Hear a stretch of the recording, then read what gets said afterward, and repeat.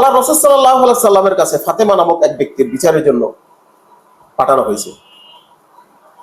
এই মেয়েটি চুরির সাথে জড়িত, প্রমাণিত, কিন্তু সম্ভ্রান্ত পরিবারের।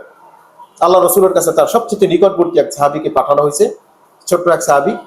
তিনি গিয়ে বলেন, ইয়া রাসূলুল্লাহ, এত সম্ভ্রান্ত পরিবারের একটি মেয়ে, বিবাহ হয় নাই, তাকে একটু লঘু শাস্তি দিয়ে কিছুটা কনসিডার করা যায় কিনা। রাসূলুল্লাহ সাল্লাল্লাহু আলাইহি সাল্লাম, তার চেহারা মোবারক মলিন হয়ে গেছে, লাল বর্ণ হয়ে গেছে। তিনি বললেন, হ্যাঁ শোনো, এইটা যদি আমার মেয়ে ফাতেমাও হইতো, আমি তাকে কোনো রকমের কনসিডার করতাম না। কোরআনে আল্লাহ রাব্বুল আলামিন যেই শাস্তির কথা বলা হয়েছে ওই শাস্তি তার উপর আমি প্রয়োগ করতাম। তোমার সাহস হয় কিভাবে যে কোরআনের এই শাস্তির প্রতি আল্লাহর হুকুমের গ্রহণীয় মত প্রদর্শন করো? কিভাবে শাস্তি, কিভাবে তোমাকে এই দুঃসাহস দেখাবে? তাহলে দেখুন, যারা কোরআনের আইন মানে না, কোরআনের বিধানকে যারা পছন্দ করে না, নিজেরা আইন তৈরি করে, এই সমস্ত লোকদের সাথে সমাজের শীর্ষস্থানীয় আলেমদের যদি দক্ষতা দহরম মহরম একীভূত হয়ে যায়, মিলেমিশে যায়, তাহলে আল্লাহর আইন প্রতিষ্ঠা কারা করবে?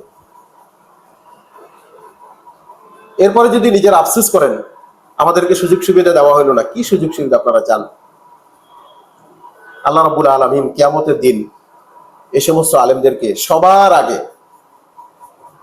যারা দুনিয়াকে অর্জনের জন্য আল্লাহর বিধানকে, কোরআনকে বিক্রি করে দিয়েছে, তাদের স্বকীয়তা বিক্রি করে দিয়েছে, আল্লাহ রাব্বুল আলামিন ওই সমস্ত আলেমদেরকে কুকুরের সাথে তুলনা করছে।